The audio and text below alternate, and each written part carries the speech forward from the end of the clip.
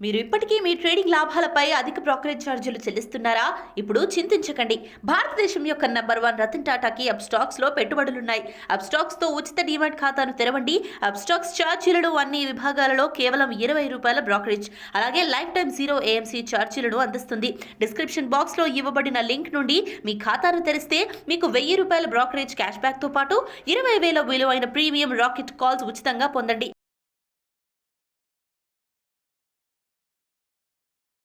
నమస్తే, నేను జీవి సత్యనారాయణ. ఈరోజు 8/6/2022 బుధవారం. ఈరోజు మార్కెట్ ఎలా క్లోజ్ అయింది అనే దాని మీద విశ్లేషణ. మార్కెట్ మాత్రం ఈరోజు క్రెడిట్ పాలసీ ఉంది. క్రెడిట్ పాలసీ 50 బీపీఎస్ పాయింట్స్ పెంచడం జరిగింది. దానివల్ల మార్కెట్ పెరిగి పడిపోవడం జరిగింది. ఎప్పుడు పడిపోయిందంటే 10:30 వరకు, అంటే 10ంటికి అనౌన్స్ చేయడం జరిగింది. గ్యాప్ డౌన్ తోటి స్టార్ట్ అయింది మన మార్కెట్. మరలా 10 అంటే క్రెడిట్ పాలసీ అనౌన్స్ చేయగానే తగ్గి 10:30 వరకు పెరిగి 10:30 తర్వాత పడిపోవడం జరిగింది కంటిన్యూగా. మధ్యలో ఎప్పుడు మళ్ళీ 1:15 నుంచి ఇక ఫాల్ అవటం జరిగింది. 10:30 టైంలో పీక్ వెళ్ళి అక్కడి నుంచి కొంచెం డౌన్ అయ్యి మళ్ళీ అటు ఇటుకుండి ఇక తర్వాత ఎప్పుడైతే 1:15 తర్వాత మార్కెట్ డౌన్లోకి వెళ్ళిపోయింది. 214.85 పాయింట్లు సెన్సెక్స్ మైనస్. ఏవైతే 30 సెన్సెక్స్ ఉంటాయో 13 ప్లస్ 17 మైనస్ టోటల్గా, అంటే 30లో. తర్వాత ఎన్ఎస్సి వచ్చేటప్పటికి నిఫ్టీలో 60.10 మైనస్. ఏవైతే నిఫ్టీ 50 ఉంటాయో 21 plus 29 minus, total 50 BPS points పెంచడం జరిగింది. ఏది ఆర్బీఐ క్రెడిట్ పాలసీ అంతకుముందు నుంచి అనుకుంటున్నదే, వాళ్ళు సూచనప్రాయంగా చెప్పడం జరిగింది పెంచుతామని. ఇంకొక 25 బీపీఎస్ పాయింట్స్ కూడా పెంచుతాం నెక్స్ట్ మీటింగ్ అని అంతకుముందే చెప్పడం జరిగింది. ఈసారి మాత్రం 50 బీపీఎస్ పాయింట్స్ పెంచి ఏవైతే ఉన్నాయో ఇవన్నీ కూడా, అంటే ప్రీ మార్కెట్లో 58 పాయింట్లు పెరిగినటువంటి నిఫ్టీ తర్వాత మొత్తం పడిపోవడం జరిగింది. మిడ్ క్యాప్ బాగా పడింది. తర్వాత సెక్టోరల్కి వచ్చేటప్పటికి ఎఫ్ఎంసీజీ బాగా పట్టడం జరిగింది. ఎఫ్ఎంసీజీ సెక్టార్ 394.5 పాయింట్లు. ఐటీ పెరిగింది, మీడియా పెరిగింది, ఫార్మా పెరిగింది, బ్యాంకింగ్ సెక్టారు, పబ్లిక్ సెక్టార్ బ్యాంకులు పెరగడం జరిగింది. బ్యాంక్ నిఫ్టీ వచ్చి 49.85 పాయింట్లు పట్టడం జరిగింది, మైనస్లోకి వెళ్ళటం. అయితే పబ్లిక్ సెక్టార్ బ్యాంకులు కొంచెం పాజిటివ్లోనే క్లోజ్ అయినాయి, 18 పాయింట్లు. ప్రైవేట్ బ్యాంకులు మాత్రం మైనస్లో క్లోజ్ అవ్వటం జరిగింది. అది మెయిన్. అందుకని ఏవైతే 12 బ్యాంక్ షేర్లు ఉంటాయో దాంట్లో 4 ప్లస్ 8 మైనస్, టోటల్ 12లో.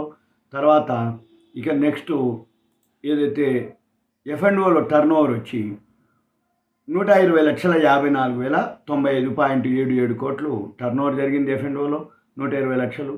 తర్వాత క్యాష్ మార్కెట్లో వచ్చి 44,122.76 కోట్లు క్యాష్ మార్కెట్లో టర్న్ ఓవర్ జరిగింది. తర్వాత బీఎస్సీలో టర్న్ ఓవర్ వచ్చి 2,950, పెద్దగా ఏం లేదు. మొన్న మధ్య 5,000 దాటింది, కానీ ఇవాళైతే ఏం లేదు. 2,950.31 కోట్లు టర్న్ ఓవర్ జరిగింది. అయిన తర్వాత ఇప్పుడు మనం ఇక గమనిస్తే ఇక్కడ మనం చూడొచ్చు, ఏదైతే ఆర్బీఐ మానిటరీ పాలసీ ఉందో 50 బీపీఎస్ పాయింట్స్ చెప్పుకున్నాయి. దీంట్లో మనం ఇక చూస్తే ఇక్కడ మనకు తెలుస్తుంది, the monetary policy committee, reserve bank of India ఏదైతే ఉందో వాళ్ళు డిసైడ్ చేయడం జరిగింది 50 బీపీఎస్. తర్వాత వాళ్ళు రెపో రేట్లు ఏవైతే అంతకుముందు 4.65 ఉంటే ఇప్పుడు 5.15 చేయడం జరిగింది. మార్జినల్ స్టాండింగ్ ఫెసిలిటీ అంటారు, ఎంఎస్ఎఫ్ రేటు ఏదైతే ఉందో దాన్ని 4.65 నుంచి 0.5 పెరిగినాక 5.15 అయింది. తర్వాత ఇక ఇన్ఫ్లేషన్ పెరుగుతుంది. కన్జ్యూమర్ ప్రైస్ ఇండెక్స్ ఏదైతే ఉందో ఇన్ఫ్లేషన్ అంటామో దాన్ని ఫోర్కాస్ట్ చేయడం జరిగింది రాబోయే రోజుల్లో. అయితే మెయిన్ క్రూడ్ ఆయిల్ వలన ఏదైతే RBI hopes average credit oil price, అంటే యావరేజ్న 105 పర్ బ్యారెల్. తర్వాత ఈ ఓవరాల్గా repo rate still has come catching to do compared global. ఇది సింపుల్గా మనము ఆర్బీఐ గురించి ఏవైతే ఉన్నాయో ఇవి సింపుల్గా. నెక్స్ట్ మార్కెట్స్ వచ్చి ఇక్కడ క్లిక్ చేస్తే ఓకే. ఇక న్యూస్లోకి వచ్చినప్పుడు మనం న్యూస్ గమనించాల్సింది ఏమిటి అంటే, చైనా రిటైల్ ప్యాసింజర్కి ఏదైతే ఉందో కార్ సేల్స్ బాగా పెరగడం జరిగింది, 30% పెరిగింది అంతకుముందు కంటే. అందుకని టాటా మోటార్స్కి బెనిఫిట్ అవుతుంది. ఎప్పుడైనా కానీ చైనాలో కార్ సేల్స్ కనుక ఇంక్రీజ్ అయితే బెనిఫిట్ పొందేది మనం ఎక్స్పోర్ట్ చేస్తాం అన్నమాట టాటా మోటార్స్. అందుకని టాటా మోటార్స్ బెనిఫిట్ దానికి. తర్వాత ఉజ్జీవన్ స్మాల్ ఫైనాన్స్ బ్యాంక్ అని ఒక కంపెనీ ఉంది. అది ఫండ్ రైజింగ్ చేస్తుంది, 1500 కోట్లు ఎన్సీడీలు ఇష్యూ చేస్తుంది. తర్వాత లూపిన్ ఈఎస్ఎఫ్డిఏ పర్మిషన్ రావడం జరిగింది. లూపిన్కి ఒక ట్యాబ్లెట్ ఉంది, ఇవాక్స్టర్ అని ఒక ట్యాబ్లెట్ ఉంది. దానికి లూపిన్కి ఈఎస్ఎఫ్డిఏ పర్మిషన్ రావడం జరిగింది. రామకృష్ణ ఫోర్జింగ్స్కి 115 కోట్లు ఆర్డర్స్ రావడం జరిగింది.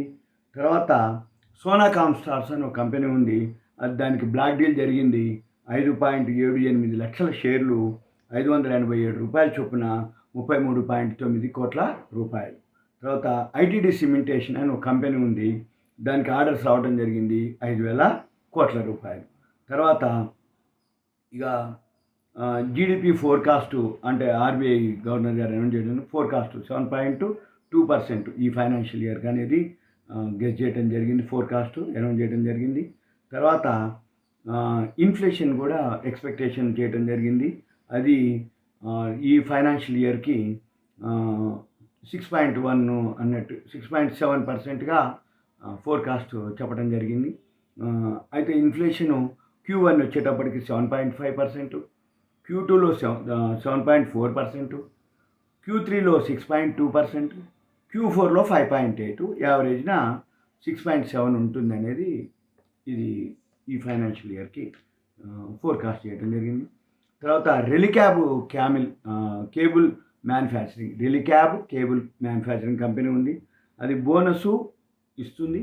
తర్వాత మైగ్రేషన్, అది ఎస్ఎంఈ అనమాట, స్మాల్ మిడ్ అండ్ ఎంటర్ప్రైజెస్, అది బిఎస్సిలోకి లిస్ట్ అవుతుంది, ప్లాట్ఫామ్లోకి వస్తుంది, బోనస్ కూడా ఇస్తుంది. తర్వాత ఇండియా పెస్టిసైడ్స్ ఒక కంపెనీ ఉంది, అది పెస్టిసైడ్స్ ఒక లాంచ్ చేయడం జరిగింది. అదేంటిదంటే రైసు ప్లాంటేషను ఒకటి లాంచ్ చేయడం జరిగింది. దానివల్ల అది 2000 మెట్రిక్ టన్నులు పర్ యానము చేస్తారు అని గెస్ అనమాట, ఎస్టిమేషన్ వాళ్ళది. ఒక రైసు సంబంధించినటువంటిది లాంచ్ చేయడం జరిగింది ఇండియా పెస్టిసైడ్స్ వాళ్ళు. తర్వాత RITES రైట్స్ లిమిటెడ్, అది MOU కుదుర్చుకుంది. గ్రాండ్ ట్రైన్స్ DU అంటే రైల్ రోడ్డు టెక్నికల్ కోఆపరేషన్ కోసం వాళ్ళు MOU కుదుర్చుకోవడం జరిగింది గ్రాండ్ ట్రైన్స్ తోటి. తర్వాత జపాన్ జీడిపి ఏదైతే ఉందో అది మన Q1 0.5% రావడం జరిగింది. అంటే వాళ్ళు ఎస్టిమేషన్ ఎంత ఉందంటే 1.1% ఉంది, అంటే చాలా మిస్ మ్యాచ్ అయింది. 1.1% ఎస్టిమేషన్ వేస్తే ఓన్లీ 0.5 వచ్చింది జపాన్ జీడిపి. ఇక తర్వాత పంజాబ్ నేషనల్ హౌసింగ్ బ్యాంక్ ఉంది, PNB హౌసింగ్, వాళ్ళు ఎన్సీడీలు ఇస్తారు 2000 కోట్ల రూపాయలకి ఎన్సీడీలు. తర్వాత ఆదాని పవర్ ఉంది, వాళ్ళు ఎక్వైర్ చేయడం జరిగింది. సపోర్ట్ ప్రాపర్టీస్ 280 crores, రెండుని వాళ్ళు చేయడం జరిగింది. ఒకటి సపోర్ట్ ప్రాపర్టీస్ 280 crores, ఒకటి ఎటర్నల్ రియల్ ఎస్టేట్ అని ఒక కంపెనీ ఉంది, దాన్ని 329 కోట్లకి వాళ్ళు ఎక్వైర్ చేయడం జరిగింది ఆదాని పవర్. ఇవి ఈరోజుకి మీకు న్యూస్. మీరు ఇటువంటి పోస్ట్ మార్కెట్ కానీ ప్రీ మార్కెట్ కానీ ఏవైతే అనాలిసిస్ కానీ ఏవైతే ఇన్ఫర్మేషన్ మీకు కావాలి అనుకున్నప్పుడు మీ పేరు, ఊరి పేరు, మీరు ఎక్కడుంటారు, మీ పేరు, ఏరియా నాకు వాట్సాప్ మెసేజ్ పెడితే మిమ్మల్ని మీ గ్రూప్లో యాడ్ చేసి ఫర్దర్ ఇన్ఫర్మేషన్ మీకు నేను పంపించడానికి వీలవుతుంది. సుమన్ టీవీ ప్రేక్షకులకు ధన్యవాదాలు. Thank you. సెలవు.